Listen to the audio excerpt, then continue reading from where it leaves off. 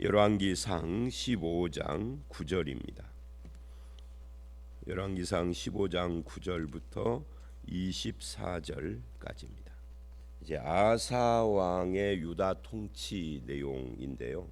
이 아사는 특이한 왕입니다. 소위 이제 우리가 말하는, 그리고 우리나라 사람들이 굉장히 유행을 했었고 아마 지금도 거기에 빠져 있는 사람들이 있을 텐데, 그 가게에 흐르는 저주, 그런 것이나 아니면 유전 또는 환경 같은 이런 것의 영향을 받지 않은 사람입니다. 그 할아버지 솔로몬도 말년에 타락을 했고, 그 아버지 아비암 같은 경우에는 굉장히 우상 숭배를 많이 했고, 그 어머니는 여기 지금 나오는 것처럼 그 어머니의 이름은 마아가라, 아비살롬의 딸이더라 하면서 이 마아가 이야기를 또 해요. 그러니까 이 마아가라는 여자는 다른 왕들 같으면 이런 식으로 그 아내나 어머니 이름이 자주 등장하지 않습니다. 근데 그 어머니 마아가가 상당히 문제가 있는 여자였다 하는 것을 또 보여주어요. 그런데 할아버지도 문제가 있고 아버지도 문제가 있고 어머니도 문제가 있는데, 그런데 그 모든 것이 지금 아사에게는 이어지지 않아요. 그러니까 이 3대가 죄와 우상 숭배와 여러 가지 악습에 그 퍼져 있었는데, 그런 악습의 영향을 전혀 받지 않은 사람이다. 그래서 가게에 흐르는 저주는 가짜다. 그거는 맞지 않는 말이다. 근데 열왕기를 보면 그런 사건들, 그런 그 사람들이 여럿이 나옵니다. 거꾸로도 있죠. 아주 신앙이 좋은 부모 밑에 자식이 이제 부모 죽고 왕이 됐는데 악한 길을 가거나, 또 반대로 악한 부모 밑에 자식이 정말 믿음에 신실한 왕이거나, 여러분 이건 뒤죽박죽입니다. 그러니까 가게에 흐르는 저주 그렇지 않습니다. 이런 것들이 다 무슨 수학 공식처럼 이러면 저렇고 뭐 하는 그런 공식화되어 있지 않습니다. 인생이라는 것이 그렇고 하나님의 역사가 그렇고 신앙이라는 것이 그래요. 공식화되어 있는 거 아니에요.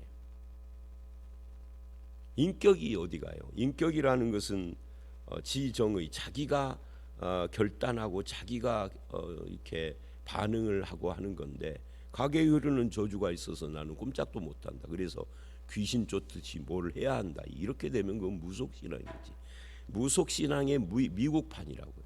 그걸 한국에서 수입을 해서 지금도 보면은 그거 줄줄줄 외우고 그거 가지고 말하는 사람들이 아직도 있어. 그러니까 이 아사를 보면서 딱 그런 것 깨달아야 돼요. 그 내가 읽었던 그 책 아사 같은 경우에 해당도 안 되고, 여기만 해당이 안 되는 게 아니라 성경에서 그거 지지하지 않는구나. 그러면 속히 읽었던 머리에서 씻어내버려야 되는데, 사람이 한번 읽거나 듣거나 보거나 하면 그게 잘 안 돼요. 그래서 읽을 때 잘 분별해서 읽어야 할 책, 읽지 말아야 할 책 분별해서 읽으셔야 돼요. 아무나 누가 소개한다고 뭐 TV 나오는 스타 목사가 말한다고 다 따르면 안 돼. 자, 어쨌든 가게에 흐르는 저주의 영향이 전혀 없다 하는 것을 일단 우리는 이 본문에서 보게 되고요.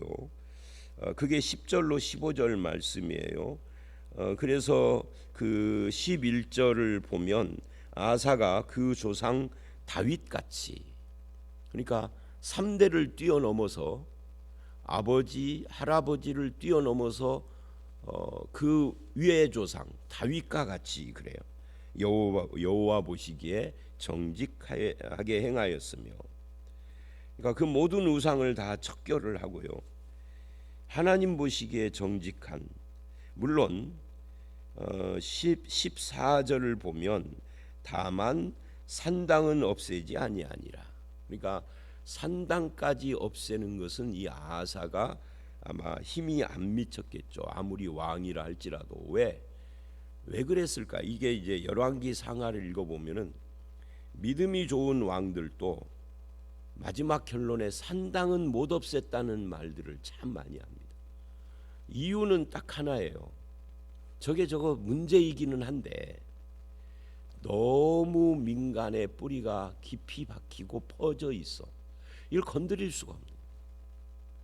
그러다가 이걸 건드리는 사람이 나오죠. 그게 요시야입니다.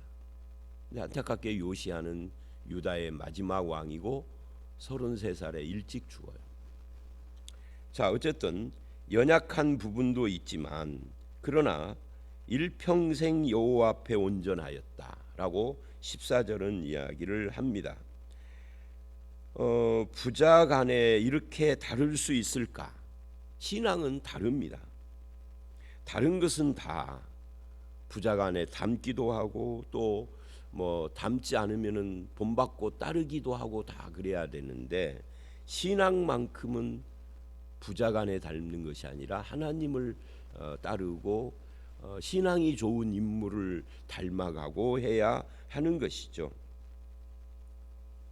그래서 이제 어머니 마아가, 이 어머니 마아가라고 하는데 사실은 이 마아가를 2절에서는 뭐라고 그러냐면 그 아비암이 유다 왕이 됐는데 그 어머니 이름이 마아가요. 그 아비암의 아들이 아사거든요. 그러면은 할머니지. 어제도 제가 말했잖아요. 성경에서 유대인들 또는 이스라엘 사람들은 이 아버지나 어머니가 때로는 할머니나 할아버지를 아버지 어머니라고도 한다. 그게 잘못 알고 그러는 것이 아니라 그게 그들의 풍습이요. 그냥 조상이라는 의미에서 그렇게 쓰기도 한다라고 하는 것을 알고 읽으셔야 합니다. 그러니까 할머니이니까 태후죠.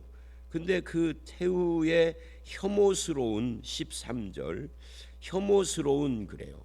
아세라 상을 만들었으므로 네, 아무리 그래도 백성들이 그러면은 그걸 불태우고 징계를 하지만 내 어머니나 할머니가 그러면 그것에 대해서 왕이 어떤 징계를 내리고 하기가 어려울 텐데 이 아사는 자기 할머니의 태후의 위를 패해버렸어요.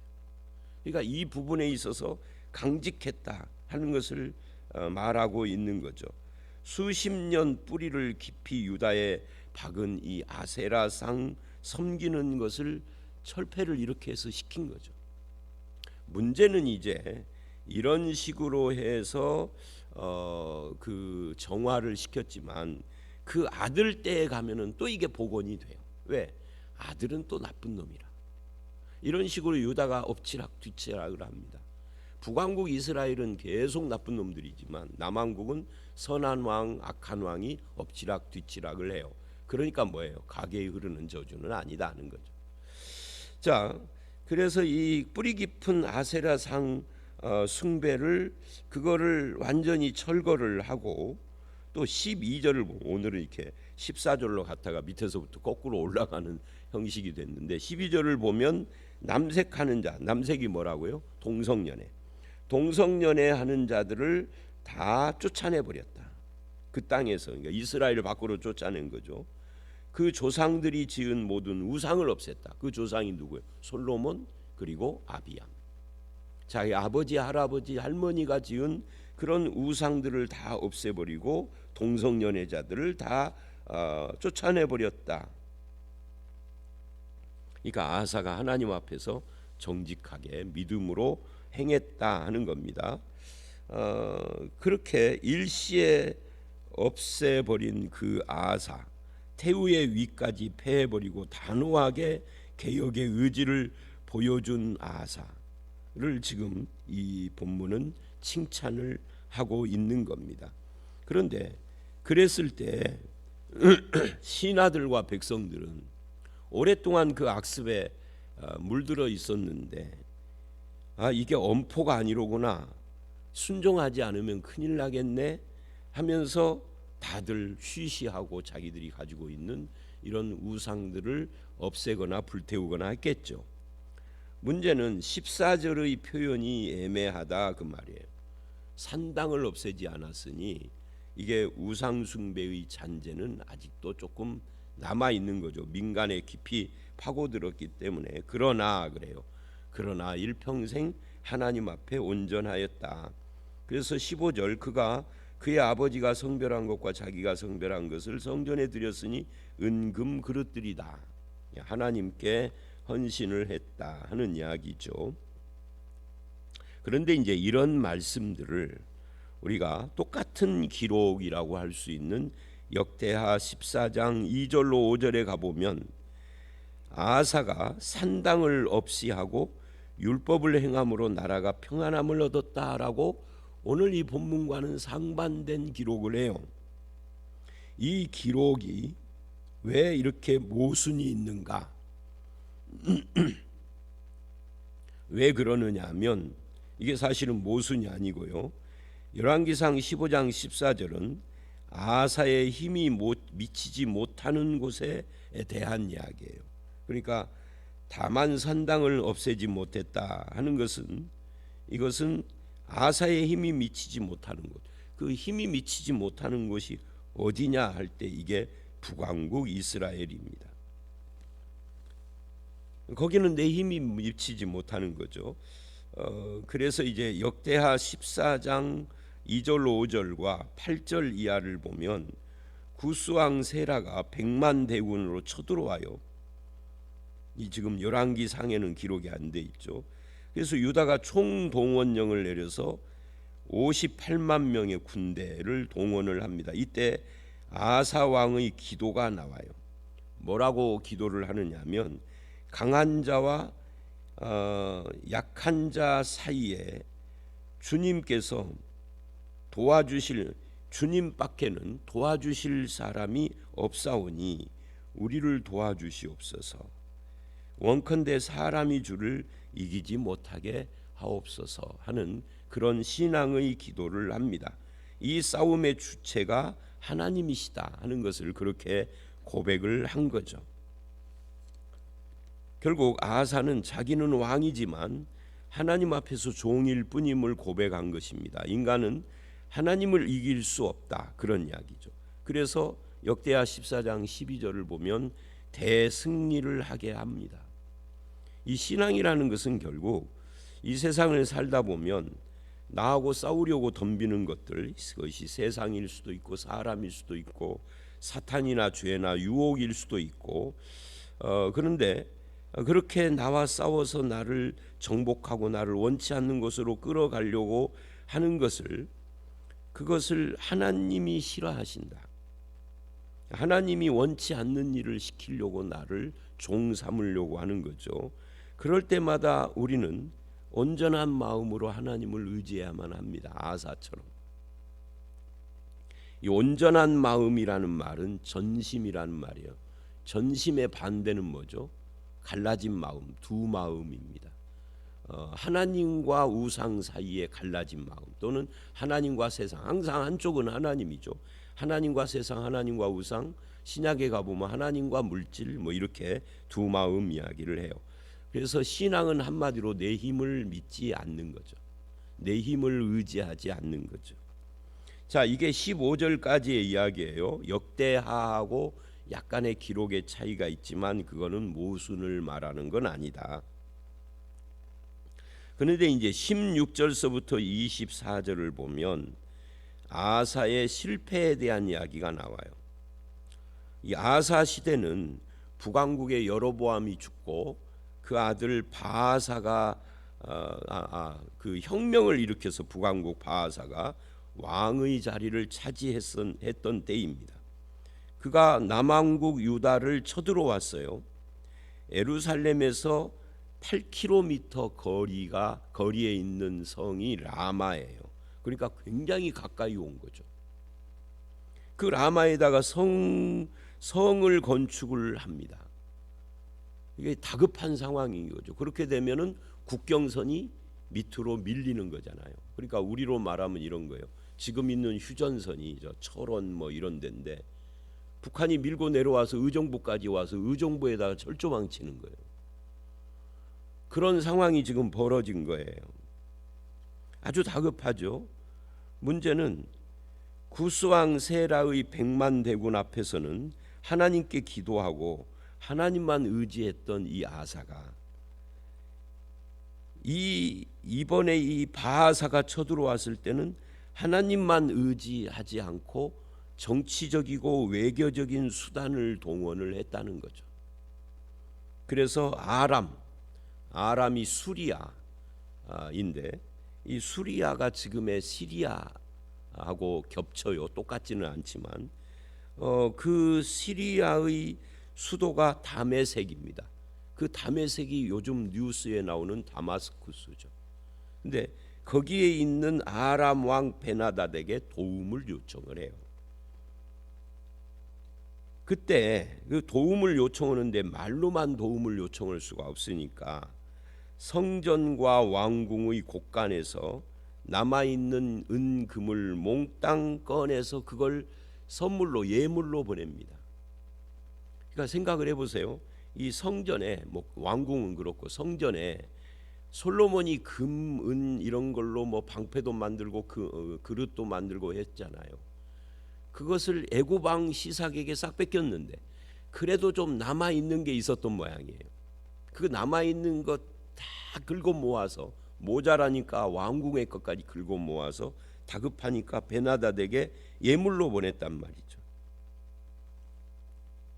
근데 이 아람 왕의 입장에서는 참 이게 절호의 기회예요. 울고 싶은데 뺨 때려준다 하는 말이 있잖아요. 이 아람 이 수리아 입장에서는 서남쪽으로 진출하고 싶어요. 왜 그럴까요?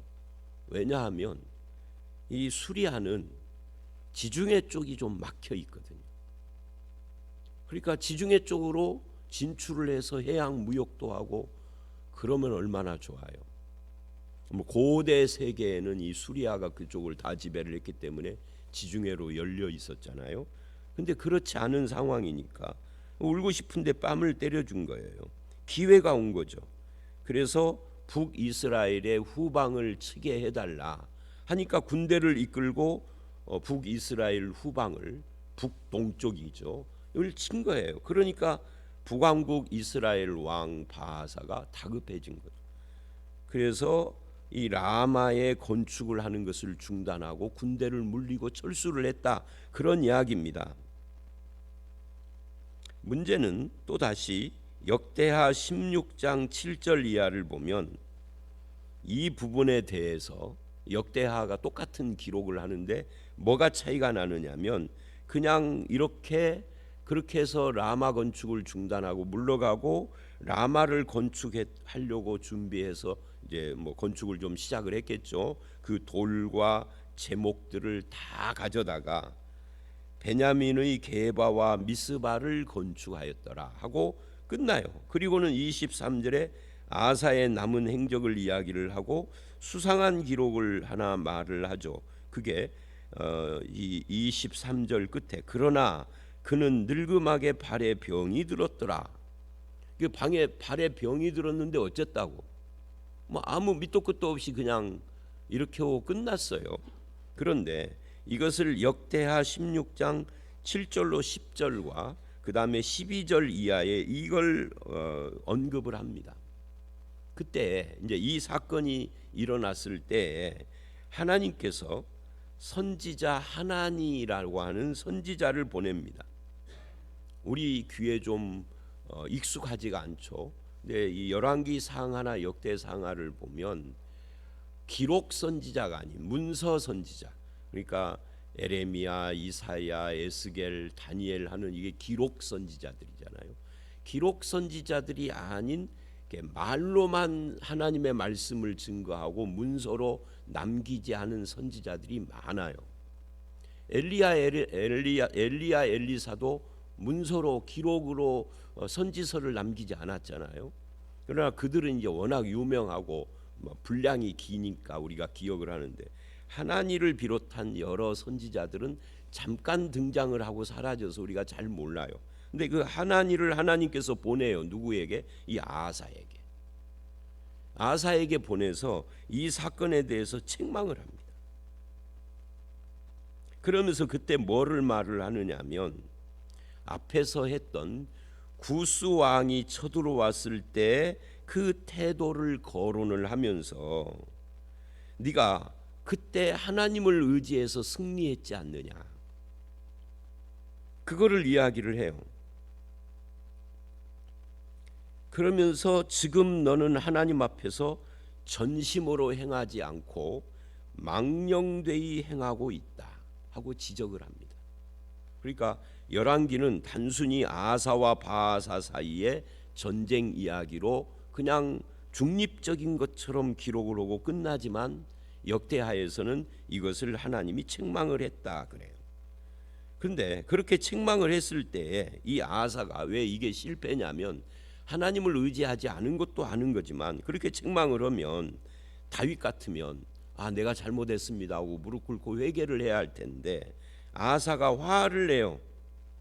선지자에게, 하나니에게 화를 내면서 그 선지자 하나니를 감옥에다 가둬버리고 항의를 하는 백성 몇 사람을 학대를 해요. 이것이 이제 아사의 연약함 또는 아사의 실패에 속하는 거죠. 하나님은 일관되게 전심으로 행하는 사람을 원합니다. 아사처럼 초기에 그랬다가 후기에 어떤 사건에서 믿음을 못 보이는 연약함, 그러나 아사의 인생 전체는 전체적으로 봤을 때는 하나님 앞에 정직히 행했다 하는 것이지 실수가 전혀 없었다 하는 것은 아닙니다. 자, 오늘 말씀에서 그래서 우리는 신앙이라는 것은 대물림되는 것도 아니고 신앙은 자기 힘이나 사람의 힘이나 세상의 힘을 믿는 것이 아니라 하나님을 믿는 건데 이것을 끝까지 유지해 가는 것, 신실함이 정말 중요하구나 하는 것을 깨닫게 되죠. 그래서 23절에 아까도 거론한 아사가 늙어서 발에 병들었다 라고 하는 말이 나오는데 이때에도 역대하 16장 11절 이하 11절로 14절을 보면 선지자가 아사 왕에게 그렇게 말을 해요. 하나님께 구하라. 네가 지금 아람 왕 베나닷을 초청을 해서 바하사를 물리치는 이것이 신앙이 아니었는데 이제 발에 병든 이것도 하나님께 구하거라라고 해요. 그런데 하나님께 구하라고 하지만 아사는 하나님께 구하지 않아요. 아사가 말년이 조금 이상해진 거죠. 하나님께 구하지 않고 버티다가 결국은 그것 때문에 죽습니다. 여기서는 그냥 병들었더라 하고 끝나는데 역대하는 이것이 문제가 돼서 죽는 것까지 나와요. 이런 아사를 하나님은 11절이나 14절처럼 특히 11절처럼 그리고 14절 하반절처럼 그렇게 평가를 해주신 겁니다. 실수가 한두 가지 있었지만 전체적으로 보면은 하나님 앞에서 정직하게 행한 사람이다 라고 평가하는 것은 은혜인 거죠. 하나님은 지금도 하나님 앞에 전심으로 행하는 사람, 하나님만을 의지하되 그냥 한때 의지하는 것이 아니라 그것이 계속해서 신실하게 평생을 의지하는 사람을 찾고 있고 그런 사람을 귀히 여깁니다. 여러분, 여러분의 신앙이 한때의 신앙이 되지 않게 하시고 평생의 신앙이 되도록 정직하고 신실하게 하나님만 의지하는 어떤 상황과 어떤 우리 삶의 변화가 와도 그 신실함을 안 흔들리는 그런 성도의 삶을 사시는 저와 여러분들이 다 되시기를 주의 이름으로 축원합니다. 함께 기도하겠습니다. 하나님 아버지, 유다 왕 아사에 대한 이야기를 하면서 아사가 하나님 앞에 정직히 행하여 우상을 다 척결을 하고 심지어 할머니의 태우의 위를 패하기까지 하나님 앞에 정직한 삶, 하나님을 의지하는 삶을 살았던 것을 봅니다. 그러나 아사의 그 말년에는 하나님을 의지하지 않고 국가의 위기 속에서 인간의 힘, 세상의 힘을 의지하고 또 발에 병들었을 때도 하나님께 구하지 않는 그런 연약한 모습을 보인 것을 봅니다. 주님, 우리가 아사의 본을 받아서 우리의 신앙과 우리의 삶이 평생을 신실하고 정직하게 하나님 앞에서 믿음으로 사는 삶이 되도록 역사하여 주시옵소서. 우리도 아사처럼 연약할 때가 있습니다.